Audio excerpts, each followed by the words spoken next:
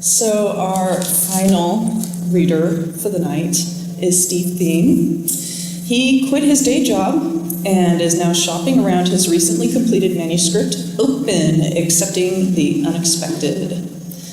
It features a 6,000-mile hitchhiking journey that transforms into an unavoidable spiritual awakening.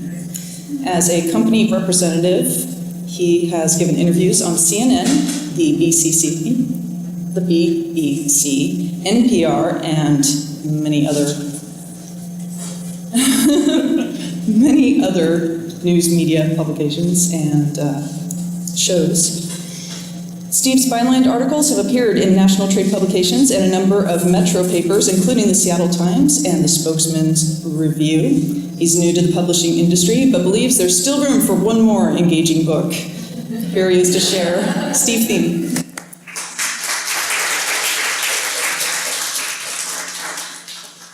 That's where I was going to put my water. Okay. A quick thank you to Blackstone Edge Studios, who are doing the filming tonight. As Julie mentioned, just some quick background. This trip took place in 1978. I was 19. It lasted 3 months, started in Seattle, went down, found myself in Key West. I stopped there because the road stopped. And spent about a month banging around the Keys, and then hitchhiked back. The current incarnation of the manuscript is 40 chapters. Chapter 5, Into the Desert.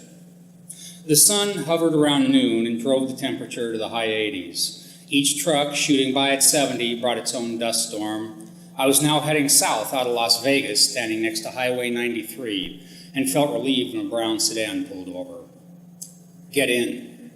The driver handed me his business card. It said Harvey Pinkerton, sales manager, Fletcher's Portable Buildings, Las Vegas. Harvey appeared middle-aged, overweight, wearing a blue dress shirt, brown slacks, and loafers. He'd blend into any average crowd.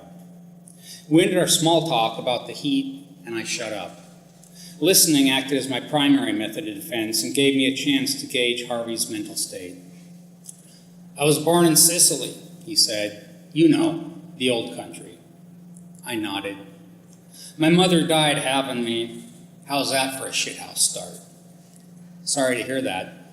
I replied, trying to sound empathetic, but having no idea how that might impact a person. What the hell, he said. We're all going to die. He took his eyes off the road and looked at me.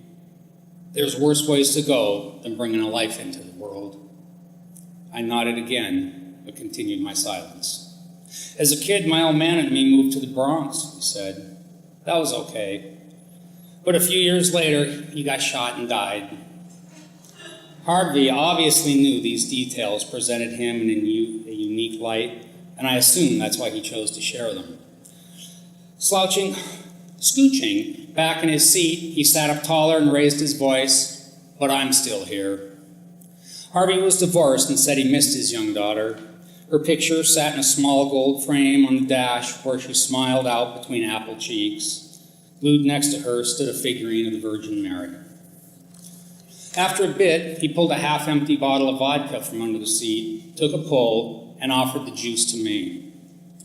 When I handed the bottle back, we noticed two young girls hitchhiking on the northbound lanes of the freeway. He craned his head around as we sped by and blurted, "We gotta pick him up." I started to feel uneasy. He proceeded to pull an immediate U-ey by driving down the wide median and up the other side. The tires kicked gravel, and by the time we emerged from our dust cloud, the girls were gone. We pulled another median duster, and again we're heading south. As the bottle emptied, I said, "That's it. There'll be more."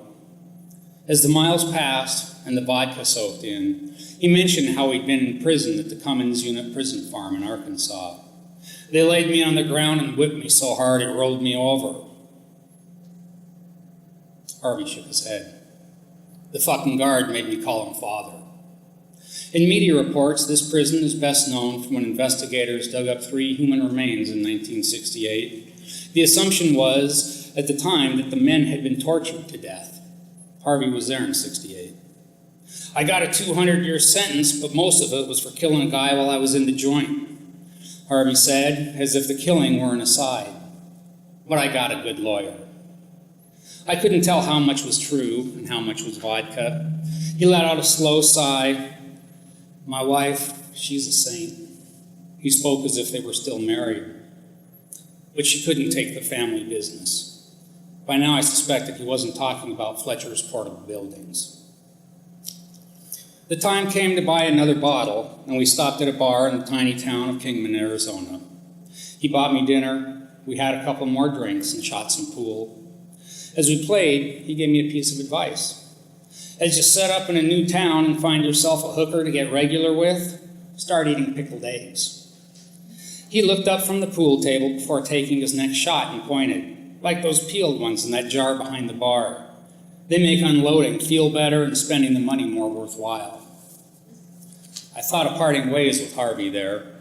He came across saw-blade rough, but seemed okay company, and his stories sounded interesting. Plus, I'd become half-cropped. He was driving a Phoenix, which would be a good long ride. Even without a destination, speed and distance became addictions as I raced away from myself, and Harvey drove that day's race car. The sun now hung at early dusk, and we got back on the road with a new bottle hidden under the driver's seat. I don't recall seeing any other cars once we got out of Kingman. The next town, Wickiup, lay over 50 miles away. This part of Highway 93 is called the Joshua Tree Parkway of Arizona. But I didn't see any trees, didn't see any homes, barns, fields, or even a derelict shack. Just 50 miles of raw desert. The geology included deep canyons, rusty hills and flats, extreme, expansive, and nothing all at the same time. We passed the sneeze of a village that was Wickiup. To reach the next town, Wickenburg, meant passing over another 75 miles of land inhabited only by God. As time stretched by, I started doubting we were still on Earth. I'm not afraid of open spaces, but fear began creeping in, driven by empty distance and knowing I sat fully exposed to the universe. Now, in the dark, I felt anonymous. The dash lights cast mottled shadows across Harvey's face, and his eyes looked sunken black. To him, I probably appeared as nothing more than a silhouette. You know that card I gave you? It's a phony. He smiled faintly, appearing satisfied he'd fooled another person. Then what do you do? I asked. I didn't much care to know his real name. He lowered his voice. I take care of problems for the family. The tires hummed with our silence, and their drone made me more woozy. What do you mean? I finally asked. Then he confessed. Hits. When they need a hit, they call me. I took a hard swallow, now realizing he murdered people for the mafia, and I believed him. Not knowing how to respond, I stupidly mumbled, "It's a living." "If you don't care how you live," he answered, then pursed his lips and took a shallow breath.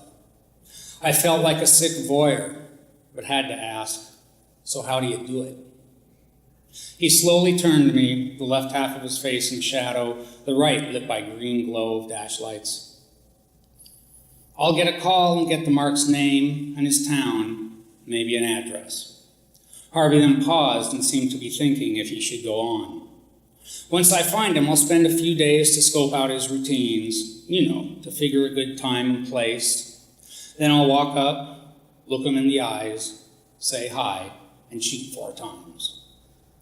Then Harvey told me he'd drop the gun since he'd already filed off the serial number. "You gotta be up close, otherwise you might miss," he said, like a teacher reciting an equation. "I keep it the same every time because it works." Harvey then reached under the seat. I thought to pull out the next bottle, but came up holding a black pistol. Swinging his straightened arm toward me, he held the barrel 6 inches from my head. "I'll kill you with a smile on my face or without. It don't matter to me." I felt a jolt to recoil, but there was nowhere to go. Then, without warning, a calm swept over me. At first, I didn't want to trust the feeling. It didn't seem rational. Harvey was blazing drunk, and shooting me would have been easy.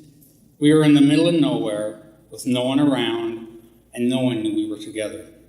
Thoughts of trying to slap the gun away evaporated, and I remained still. The deep understanding that I shouldn't strike out to protect myself and that things would be okay felt foreign. Accepting the calming presence that now pervaded me, like a steady hand on my shoulder assuring me that I wasn't going to die that day, I slowly turned my head and looked straight at him. The barrel held darkness. Our eyes met. I thought of how he said he'd look someone in the eyes before shooting them, but I kept looking and felt no expression on my face. I wanted to show him I wasn't afraid, figuring he'd respect that. I thought of nothing, but sat filled only with the assurance that he wouldn't shoot if I didn't move. After several seconds, he slipped the gun back under the seat. There was no, "I'm just kidding," or "I wouldn't do that to you." The headlights ate up the road ahead of us as we sat in silence. I thought about asking him to stop and let me out, but felt we were too far from anything. I tried to imagine the life he lived and figured drinking took him away from self-disgust. Not long after we stopped talking, the back of a state trooper's cruiser appeared ahead of us, and we drove behind him for a while. I couldn't believe it, but Harvey started tailgating him, and then decided to pass. Once we made it around, the inside of the car suddenly strobed with red light. I thought Harvey might jam on the gas and try to run, but he started to pull over. I exhaled and felt my shoulders sag away from my neck. The trooper gave Harvey a field sobriety test. He failed. Cuffed and directed into the back seat, Harvey kept shouting, "I've got a good lawyer." After walking me behind the car, the trooper asked, "What's the deal here?" Rather than using an accusatory tone that generally pushes that question, he sounded genuinely baffled. With my frizzed hair, overalls, and backpack, it didn't take much for him to believe I was just hitchhiking with this guy. "He's a boozer," I said. Then my mind replayed the image of the barrel in my face and Harvey's flat tone as he spoke. I didn't mention anything about the gun under the seat. To this day, I wish I had. But with only one road, I didn't need Harvey looking for me. The trooper asked if I'd like a ride back into town, but once standing outside, the desert didn't seem as formidable or abstract, and I felt like decompressing by myself. "No thanks, I'll stay here." His voice popped up an octave. "You sure?" "Yeah," I said, but I wasn't. I asked for water, and half laughing at my decision, the trooper watched while I filled my plastic bottle from a jug in his trunk. As his taillights drifted into the darkness, carrying Harvey back to Las Vegas, I took a deep, deep breath and walked into the desert.